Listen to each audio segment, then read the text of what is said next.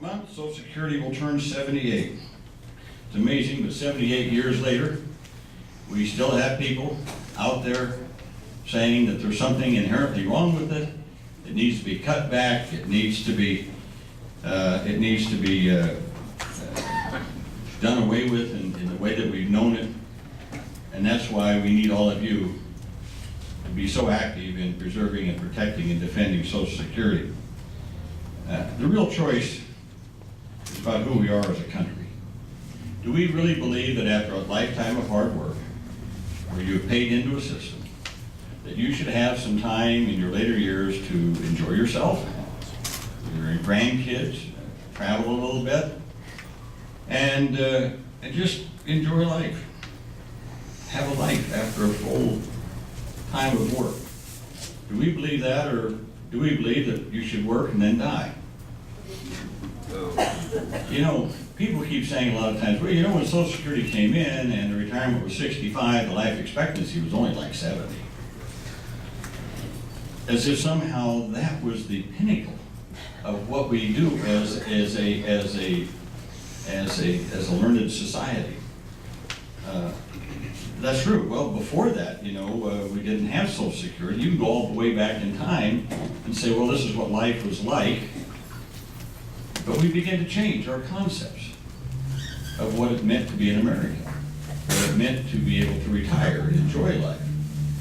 So as years went by, we decided, you know, as life expectancies expanded, we got to thinking, you know, people ought to have some leisure time later in life. And so our concepts changed to a more social concept of what it meant to be retired. It's interesting that those who want to tear down Social Security are blaming the problems we have in Social Security on the fact that people are living longer. What's wrong with that? I thought that was sort of what we were all working towards: better health care, better exercise, better nutrition, better diets, better lifestyles, so we could live longer and have a decent life later on. I've been very supportive of medical research for all my adult life and all my time in the Congress of biomedical research. And someone once said that the goal of medical research was to enable us to die young, as late in life as possible. Now think about that. And so our concepts of what it means to be retired have changed over the years. Why should our concepts of what retirement is today be the same as it was 200 years ago, or 100 years ago, or even 80 years ago? Society evolves. We have a better idea of what it means to be retired and to enjoy life. So rather than trying to hold on to some ancient concept of what it means when you end your work life, let's bring it up into the 21st century. And so by doing that, then the question should be not how do we cut Social Security to fit into an ancient concept of what it means to grow old. We should be saying, how do we modify Social Security so it fits into what we as society want for ourselves and our people when we do grow old? That's really the choice. And so, you know, it's interesting that those who have a lot, those who have succeeded in life or inherited a lot of money, there's a lot of that too, they always want to tell people who don't have much means how to live their lives. H.L. Mencken once said that the one constant in history is the constancy of wealthy people telling poor people how they should live. And it seems like that's what we got here again. People who don't really need a lot of Social Security, they've made a lot of money in their lives, they're set. Now they're trying to tell people on Social Security how they should live. Well, I think those of you on Social Security, those of us, I get Social Security now. We had to decide for ourselves and with our families how we want to live and how we want to structure our society to make sure that we have a decent life in retirement. So again, people are very worried from all walks of life about what the retirement's going to be like. She pointed out, savings is down. 50% of the American people have less than $10,000 in savings. 50% of the American people have less than $10,000 in savings. And as you pointed out, when I first came to Congress, 1 out of every 2 Americans had a defined benefit pension. That means they had a pension that paid them an annuity every month until the day they died. So I came to Congress, 39 years ago. So 1 out of every 2 Americans had a defined benefit. You know what it is today? 1 out of every 5. And it's going down. And so people don't have savings. They have these, if they have anything at all, they have 401ks. Now what happens with 401ks is people borrow against it. And they borrow for the exigencies of life. Food, shelter, housing, transportation, kids' education. So they wind up with nothing. Or when they reach retirement age, they take it out in a lump sum thinking they know how to invest it better than others because they see all these ads. I never realized until I turned 65 how many ads go out telling me that there's someone that knows how to invest that money better. All I gotta do is take that money, turn it over to them, and they're gonna make you a lot of money. People follow that. A lot of times they lose a lot too. The one constancy that is there for us, that third leg of that stool, is Social Security. Now I will say this, I'm working also on a new retirement program. I've had a lot of hearings in Congress about it, and I hope to roll it out as a bill sometime this fall. A whole new retirement system for Americans. It has some of the aspects of 401k, but mostly like a defined benefit. It would be where you would be enrolled by your employer, you would put in so much, your employer would put in so much. But unlike a 401k, you couldn't borrow against it, you couldn't take it out in a lump sum, and at the end of that period of time when you retire, you would get an annuity for the rest of your life, like a defined benefit plan. We need a new type of retirement system in America. But that does not take the place of Social Security. That's just adjunct to it. Social Security is the one constant. And a lot of people say, well, you know, Social Security is going broke, it's going broke. It is not going broke. I don't know how many times I have to refute that. Right now, if nothing else changes, we remain constant. Social Security in 2033 will only be able to pay out 75% of the benefits. Not 0, 75%. And it can pay 75% from then on. So when we focus on Social Security and fixing it, we only got to worry about that 25%, not 100%, just the 25%. Not too many people tell you that. We just got to focus on that aspect of it. And that is not a heavy lift. Now again, if we reduce unemployment from 7 or 8% down to 5% or less, and we get people working in this country, and we get manufacturing jobs back in this country, and good paying jobs back in this country, that Social Security date of 2033 is now 2050, and 2055, and 2060. I just said if things remain constant, we remain at this level of unemployment and income. But, you know, things get better, Social Security will get better. The one thing that we must do in order to ensure that Social Security can continue to pay out at 100% level, regardless of the economy right now, is to raise that wage cap. There's absolutely no reason.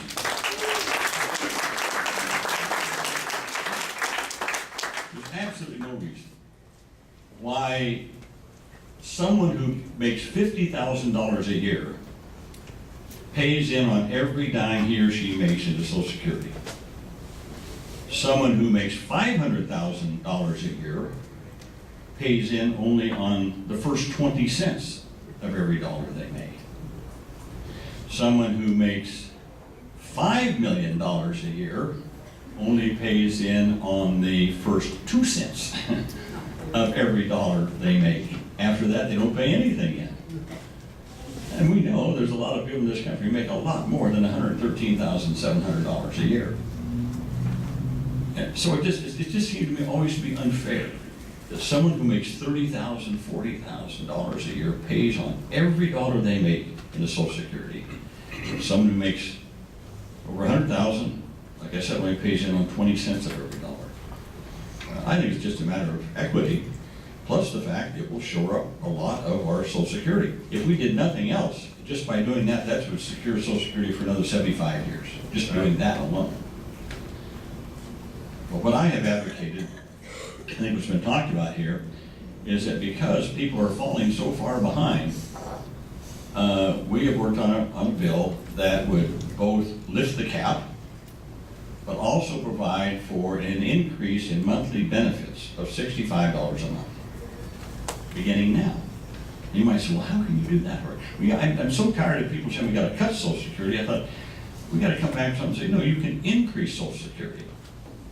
And by doing it by $65 a month, you see what it does. It helps lower income people more than upper income. It's not a percentage increase. It's $1. $65 for someone who is, say, lower end of the spectrum is more per year than someone who is making $1 million a year. And so it helps those who have retired but were low income workers, minimum wage workers, others who worked for long periods of time that didn't make a heck of a lot of money. This would give them a boost in their Social Security. And even by doing that, by having that fixed in and raising the cap, we would secure Social Security till 2050. 2050. Well, that's not bad. That's pretty good. And then, as we move ahead, we can see what other changes we have to make in Social Security. But the one thing we have to fight against is this constant refrain that the only way to save Social Security is to cut benefits. That's absolutely wrong. Absolutely wrong. The way to save Social Security is to adjust who's paying in, how much they're paying in, increase some of the benefits for those at the bottom of the income scale. That is the best way to save and secure Social Security for the future. And I got to tell you, we're gonna have a battle. We're gonna have a battle. So my bill is S567. It's easy to remember. 567, not 1, 2, 3, 4. It's 567.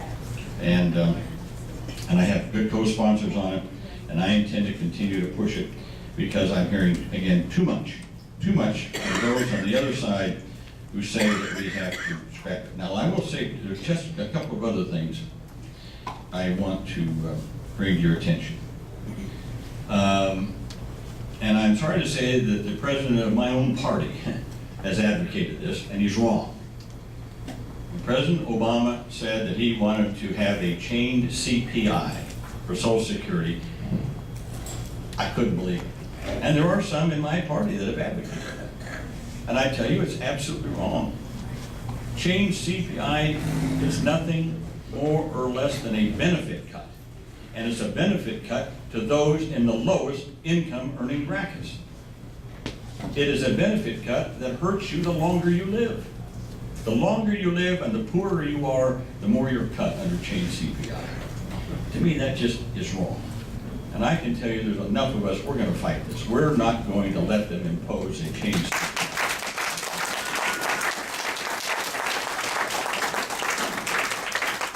What we need is what we call a CPI, Consumer Price Index -E. There is such a thing. Consumer Price Index elderly.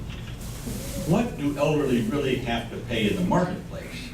What's their consumer price index? Because the one thing that's not really calculated fully in the consumer price index out there is the amount more that elderly have to pay for health care than people like me or younger people have to pay. That's not calculated. You calculate that in, and you get a much different CPI for those elderly than you do for young people. So we're fighting back against this idea of chained CPI, and we're saying, no, we want a CPI-E to give a correct idea of what elderly are facing in terms of Social Security. Well, you know, we shouldn't always also forget 30%, even here in the state of Iowa, 30% of Social Security recipients are not elderly. 30%. 30% are not eligible. They're children, they're people with disabilities, they're widows or widowers who have a deceased spouse and they have children at home. They make up about 30%, 1 out of every 3 Social Security recipients in our country. And a lot of these are kids that otherwise wouldn't make it. I was just asked my staff to send me this because I always forget the figures here. But you'll understand this in a second here. So I went back. So my father was 54 when I was born. So, and he worked in the coal mines, he had bad health. But during the war years, I was born in 1939. So during the war years and shortly thereafter, he worked. He worked at an ordnance plant up here north of Des Moines someplace. And he worked enough to pay in requisite Social Security. So in 1951, when he turned 65, and I was 12, and I had another brother who was 14, and another brother who was 16. So we had 3 kids under 18. My mother had died in 50, and my father couldn't work anymore. He was pretty banged up, black lung, all that kind of stuff. So he went on Social Security in 1951. I went back and I got the data because I had forgotten. He got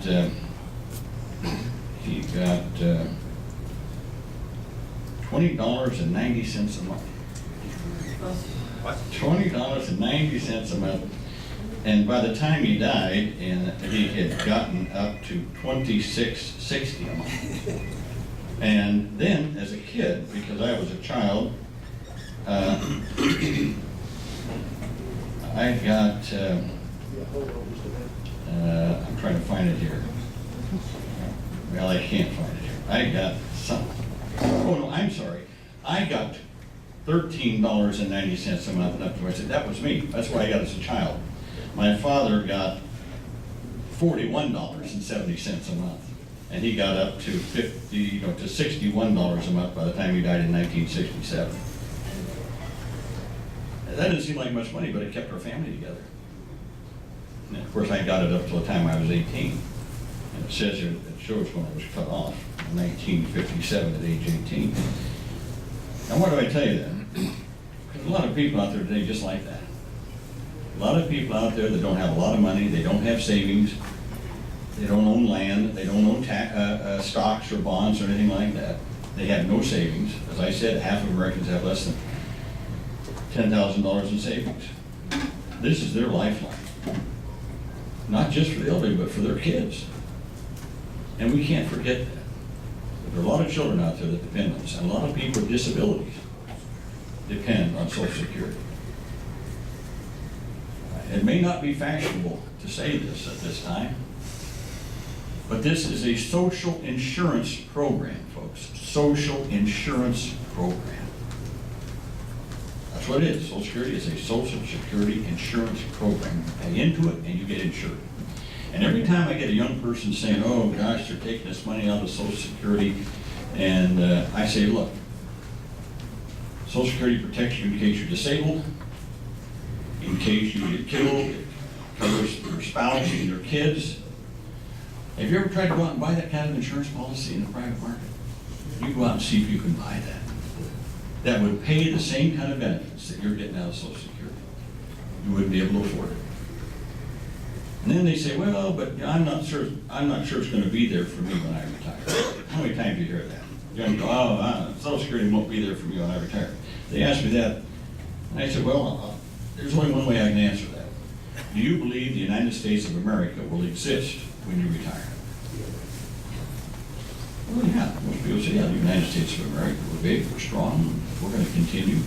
Well, if the United States of America exists when you retire, Social Security will be there for you. Because Social Security, unlike any other program, any other insurance you buy, any other annuity you buy, it's backed by the full faith and credit of the United States government. The full faith and credit of the United States government. That means all we are as Americans, all the land, everything that goes into making America, everything backs Social Security. Full faith and credit of the United States government. So it's going to be there. It's going to be there unless we let those who want to cut it down, turn it into some kind of a private insurance company, take away the benefits, go to some kind of chain CPI. We can't let that happen. The path ahead is to do what our forefathers did, confront it forthrightly, let people know that we are going to have a social insurance program for Americans that they cannot lose, that no one can take away from them, that the ups and downs of the stock market won't affect, and that you know will be there if you're disabled. If you get killed, it'll be there for your spouse and your children, if you have young children. And it'll be there for you when you retire, and you know what you can count on. You'll know what you can count on. You get these notices, right, that tell you how much Social Security you're going to get. Well, most people here are retired, but younger people, you get these notices out. They were sending them out twice a year, and they cut it out. I got mad at it, so I made them put it back again. At least once a year now, everyone's going to get a document saying, here's how much you're going to get in Social Security. Well, listen, I went on too long, but I just want you to know that there are a lot of us who are fighting for this. Max Richmond and his group have just been wonderful. Jan Lau and her group. What you need to do is make your voices heard. That's what you need. Make the voices heard. When these political candidates come to Iowa, Republicans, Democrats, or whatever stripe, you've got to get to them. And it's not enough just to ask them how they stand on Social Security. Tell them how you stand. Right. Tell them what you stand for. And tell them that you represent a lot of other people in this state that don't want Social Security to be privatized. They don't want chain CPI. What they want is they want to raise the cap and secure Social Security for the future generations. Thank you very much.